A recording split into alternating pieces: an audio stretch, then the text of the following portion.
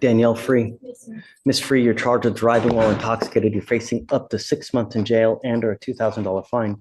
We are going to do probable cause. You have the right to remain silent. Anything you say can or will be used against you. You have the right to have an attorney present. If you cannot afford one, one will be appointed to you, ma'am. Okay. On November 6, 2024, officers conducted a traffic stop on the defendant's motor vehicle after observing it speeding 55 miles per hour in a 40-mile-per-hour zone in the 7800 block of Spencer Highway. Upon contact with the defendant, the officer detected an odor of an alcoholic beverage on the defendant's breath, and standard field sobriety tests were conducted. HGN 6 out of 6, walk and turn 3 out of 8, and one leg stand 3 out of 4. The defendant admitted to drinking and to taking prescription muscle relaxers on occasion.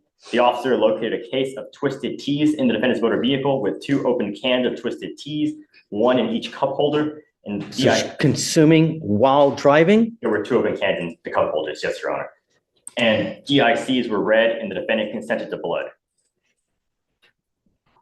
Ms. Free, I'm going to find that there's probable cause to go forward with your case. I'm now ordering you not to drive. Do you understand? You are not allowed to drive any vehicle whatsoever for any reason. You will be signing an affidavit with me today, promising me you're not going to drive. If I find that you do, I will have a contempt hearing. You'll be facing an additional 6 months in jail and a $500 fine every time you drive. Do you understand? I'm also ordering you not to consume alcohol or illegal drugs. You will be randomly tested if you consume. Take a look at this. Twisted teas sitting in both cup holders. That's not just a bad decision behind the wheel. That's practically setting yourself up for probation before you even get to court. And it doesn't stop there. Mixing alcohol with prescription medication only makes things worse. At this point, it's not just about a DWI anymore. It's about risking an entire future, including a potential nursing career, all in one moment of poor judgment. Consume alcohol, illegal drugs, unprescribed controlled medication. Likewise, you will go to jail. No more PR bonds. Do you understand?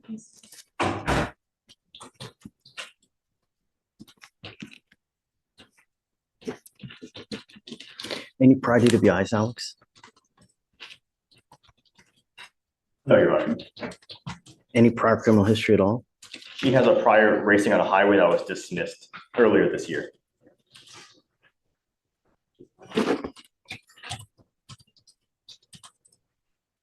What do you do for a living, Ms. Free?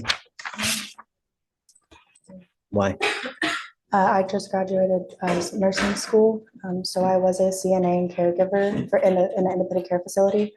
But right now I help take care of my great grandma, so it's just a lot at once. So how do you support yourself? How do you eat? I live with my grandparents and I help them take care of her. She can't take care of herself. She has dementia and a mental disorder. I'll fill out an application for you. I need to know everything about you, how much money you make, what kind of car you drive, any source of income that you have, money in the bank, stocks, bonds, IRAs. I'll have you fill out an application, but I need to know everything about you. Don't just put zeros because I'm going to send it right back to you. Yes. Do you understand? And I'll see whether you qualify. Above all else, do not drive. Do you understand? There's no justification that you can give for getting in a car. Likewise, don't consume alcohol or drugs. If you have a problem, you better address it, because if you don't, I'm going to do it for you. Promise you're not going to like the way that I do it. You understand? Okay. Do you mind giving me an application, please? Morning, Mr. Singleton. Good morning, sir. How are you? Doing great. You know, it's Thursday, Friday Eve. Ready for the weekend, you know? Yes, sir. So, see, you have the decorations. Thanks. Well, it's all them. Yes, sir. Your lawyer has asked for me, or is asking for a bond reduction in your case, but you know, my concern, and I guess my very, very primary concern, is public safety. You've got a lot of serious charges, and from what I see, your bond is now at around $200,000.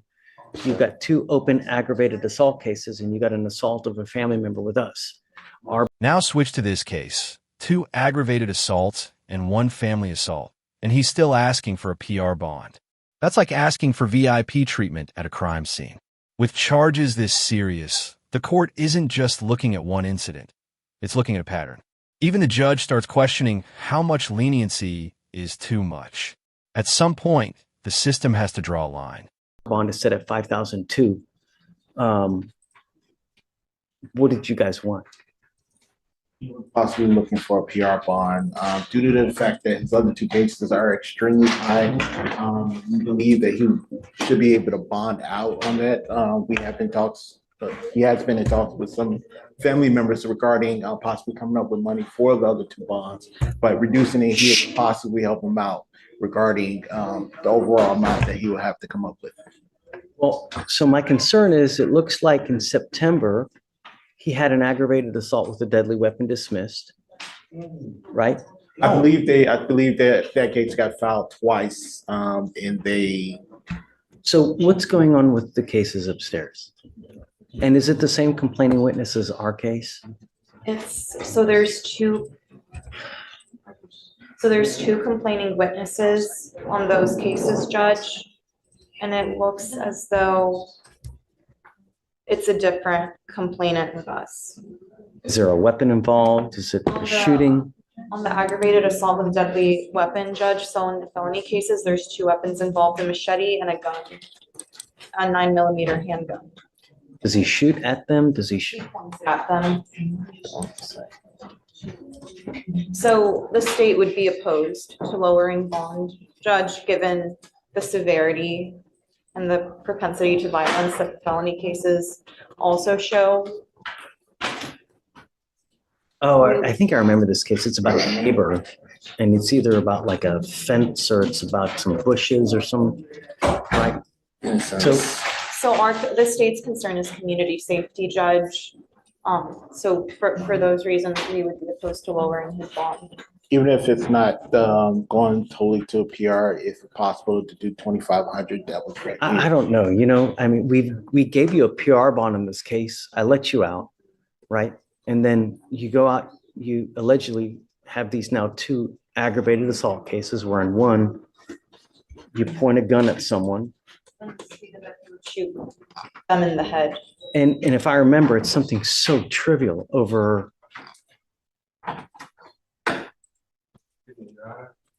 Don't talk about the cases though, because I don't want you to.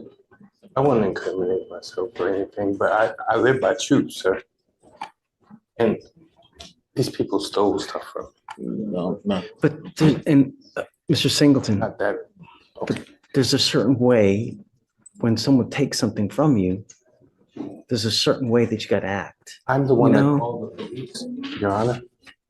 And that may be so, but there's still a certain way to act, right? And if you. Washington?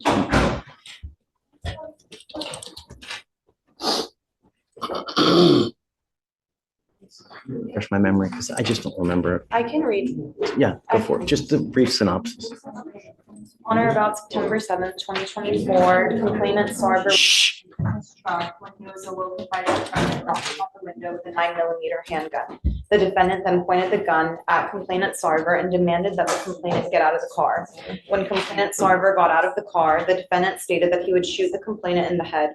Complainant Sarver advised that prior to coming home from work and having his incident with the defendant, the complainant too was also involved in an altercation with the defendant earlier in the night. The second complainant stated that an altercation arose between him and the defendant, which resulted in the defendant punching the second complainant in the face, causing him pain. The second complainant punched the defendant back and the defendant ran to his house. Shortly after, the defendant returned with a machete in one hand and a stick in the other and was calling out for the second complainant to come out to the street. So it seems as though he pointed a gun at complainant one, and then in complainant two, he punched him, and then when the complainant punched him back, he came back with a machete and a stick. Sorry, Mr. Singleton, it's just too dangerous for me, man. I can't give you a PR bond. I already gave you a PR bond. We let you out, and then you pick up these two serious cases. You know, if we give you a PR bond now, if we were to lower it, I mean, what's going to happen? You're going to pick up a fourth case? We're trying to prevent that from happening, you know? Order in the court. May I speak? But not about the cases, okay? Just because I don't want you to hurt yourself, you know? I understand, Your Honor. But I don't recall you ever giving me a PR bond, sir. We gave you a PR bond on, in our case, we gave it to you on 8/12 of 24. I gave you a PR bond. We let you out of jail. You know, you had certain conditions that you're supposed to follow. No weapons, no contact with the complaining witnesses. And so here we are with two very serious cases. If you're able to bond out, and if you have someone, come back, talk, perhaps we can, My fiance, you know, but the person who this is. you're your own worst enemy, Mr. Singleton, really. I Excuse me? mean, I'm you're your sorry. own worst enemy. I guess it's the military. Well, don't blame it on the military. They're choices, right? And Yes. sometimes choices are made such that, I know I need help, Your Honor. I'm not saying I don't need help. However, the problem is that you can't do that after the fact. I You understand. got to recognize it before the fact, before it balloons out of control. That's why, and it's not our first rodeo here with you. You've had prior assaultive cases like this. So you have to understand that when you get these feelings, these urges that you're going to lose, you got to try to take care of this beforehand. Now, why don't we have him T-RASed? Okay, let's see what it says. Let's see how to go forward. If they say that there's treatment, that's, I have options available to help you with these issues. And I'm willing to help you and I want to. Yeah, we will do it. But the first things first is I got to have you evaluated to see how we go forward. And if you let me do this, and if you're honest with me, Mr. Singleton, let's try to work something. I will be. All right. Can you set up a TRAS for Mr. Singleton? Yeah, please. I'm going to set you for an evaluation. I'm going to have you speak to clinicians. Be honest. I will. We'll come back in a couple days. Today's what, Thursday? Come back on Tuesday. Let's talk about how we go forward. Okay? Yeah. Look, this isn't the be all end all, but let's see how we go forward. That's why God put eyes in the front, so we go forward. We don't go backwards. All right? Your Honor. Okay. All right. Thank you. Appreciate it. Stay.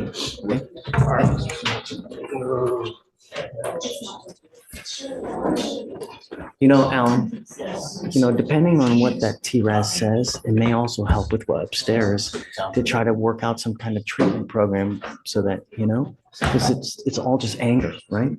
Yeah. That's the first time I've seen it actually. Like that, so it makes It may be worth exploring because it'll help, hopefully upstairs as well. Yeah, thanks. Yes. Mr. He? Yes, sir. Good morning, Mr. He. Sir, you're charged with driving while intoxicated. You're facing up to 6 months in jail and or a $2,000 fine. We are going to do probable cause. You have the right to remain silent. Anything you say can or will be used against you. You have the right to have an attorney present. If you cannot afford one will be appointed to you, sir. Yes, sir. Okay. On November 11th, 2024, officers conducted a traffic stop for a defective license plate lamp in Harris County, Texas. The officer made contact with the defendant, the driver and sole occupant of the vehicle, and observed a strong odor of an alcoholic beverage, watery bloodshot eyes, and disorientation. Standard field sobriety tests were administered. HGN 4 out of 6. Walk and turn and one leg stand were not administered due to the defendant becoming belligerent. Walk and turn, prior to termination, they had detected 1 of 8 clues. The defendant read the DIC and refused to provide a specimen. A blood search warrant was obtained and executed. Any prior DWIs? No, Your Honor. Okay. Mr. He, I'm going to find that there's probable cause to go forward with your case. I'm ordering you as a condition of your bond not to consume alcohol, illegal drugs, or unprescribed controlled medication. We will randomly test you. If we find that you consume alcohol or drugs, you will go to jail. And that's it. Do you understand? Do you have a valid Texas driver license? Do you have valid liability insurance in your name? You may continue to drive as long as you have both, and Mr. Murphy will tell you if it does become suspended. If it becomes suspended, you may not drive. Now, because you have a lawyer, we will waive your appearance. You do not need to waste your time coming to court, but you must stay in touch with Mr. Murphy, and he will tell you if and when you have to come back to court. If he tells me he can't get a hold of you because you're gone and you're not responding, I will issue a warrant for your arrest. That won't be an issue, Your Honor. I don't think it will.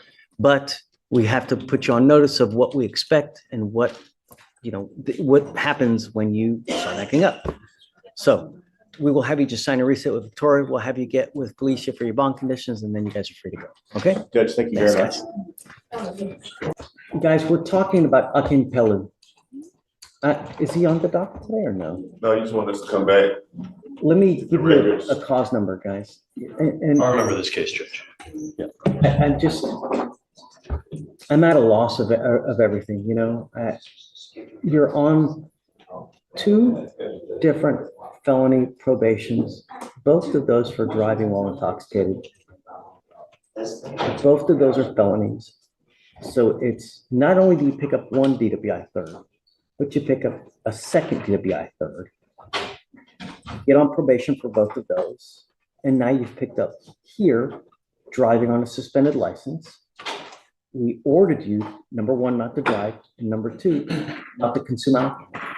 That's all I've ordered you to do. Just don't consume alcohol and don't drive.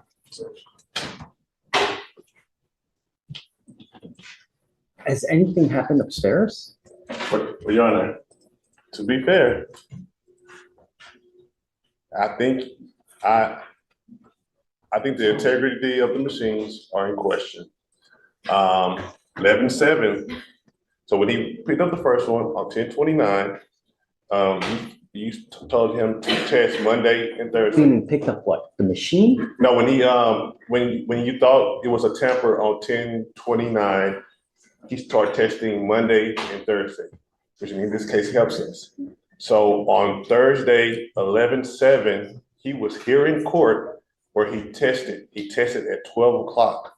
At 11 a.m., they got a tamper and a sign of alcohol. However, he tested clean with the test you told him to take that day. So which tells me that their machine's integrity is not correct. So if the integrity of, and he's maintained that he has not been drinking either time. Every time we leave the court, I promise he's not drinking. So if that machine is saying tampering alcohol and he goes and tests on 11/7 at 12 p.m., an hour after the tampering in alcohol, then he may be telling the truth. And I understand what we're dealing with, but he has tampering, sign of alcohol, and then it dissipates and there's nothing there. So I'm on the same page as you as far as I never want to punish someone who's never done or who has not done anything wrong. That's not, we don't do that. We're the exact opposite. I mean, I scrutinize every single thing that Michael does, every case, every probable cause, I don't think I scrutinize the hell out of it. But at the same time, I also do that with people that are in front of us as well as people with charges, right?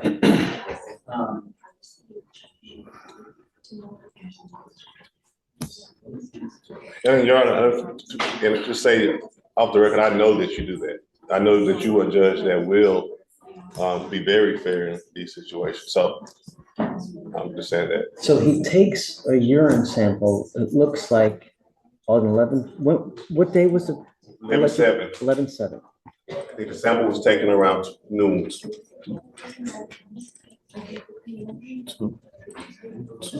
He did 2 that day, 1 upstairs and 1 downstairs. So 11 and 1 o'clock, he had to do 2 different samples. 11, I think 07, they say he tampers and a sign of alcohol occurs. So he was here in court, but still have 2 urine analysis around the same time that said he. Alicia, Yes, do you Judge? have a test for 11/7? Because I don't have it. Yeah, so it's probably not in those records because right now it's just presumptive. It was presumptive, but it's negative. So nothing came back. I have it on my end here. It should be. What time was the positive for alcohol on 11/7? For the scram report? Let me see. I thought it was like 11 a.m. Sorry, normally I don't look over those reports because I don't know 100%, but I will try to figure it out. And Judge, I might have an unupdated report. The only BVR I have here is for a scram violation from October 30th. Yes. Was there another violation? Yeah. Okay. So there's a violation technically pending on our end because he was coming in that day, so I addressed the violation. And so they were waiting to file it to see if judge wanted that to be filed because he was going to address it at court. And that's what we're discussing from 11-7. So that violation is pending a DVR because judge is taking action on it already. Do we have a, I could have sworn you said that there's another presumptive alcohol On 11-7. on 11-7. No, there's a presumptive negative for the POC test that he took, our rapid test. No, you're right. On I know that 11-7, one. it was a alcohol detected, but. What time was that? confirmed. I'm trying to read the report. Because but I that's, think it's not that's, on my see, read we've got a So I presumptive. got it right here from Brittany Gordon. The defendant order was to obtain a scram device. The defendant's scram device has confirmed one tamper event. The tamper event occurred at 11-7 at 12:42 p.m.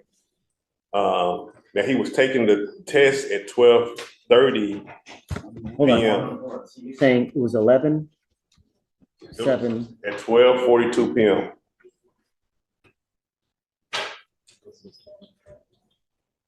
Got this email on November 11th. It went to everybody in the court. And alcohol was detected during the tamper. However, alcohol cannot be confirmed as consumption because of the nature of the tamper. It began at 2:25 p.m. and returned to baseline at 8:04 p.m. And then there's this situation, which almost sounds unbelievable. He tests positive for alcohol at 12:42, and then somehow negative just 5 minutes later at 12:47. That kind of turnaround doesn't make sense under normal circumstances. Either something unusual is going on, or the monitoring device isn't working the way it should. Moments like this raise serious questions in court, because when the data doesn't add up, neither does the story. You also took another test with you guys on 11-7. Yes, that was at 12:47, I believe. Let me double check. What? So at 12:42, he tests positive for alcohol, and then at 12:47, he tests negative for alcohol. Am I right?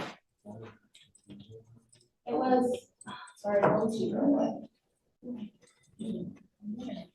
It was Tuesday, October 20th. I'm sorry, Judge, respectfully, I have no idea how to read scan results and everything that's in my email, but I can check on the drug test for you. Well, so the 11-7, we got the email on November 11th, okay? Then if you go to the email she just sent me, it tells you when the lab test was submitted. Hold on. You just sent me this email. In this email from Average Size Individual Screening Report, on 11-7, it says that it was, one of the collection times was at 12:08 p.m. on 11-7, 12:24. He did negative. So that means while he was in court, he would have to drink. But then he took another test after that.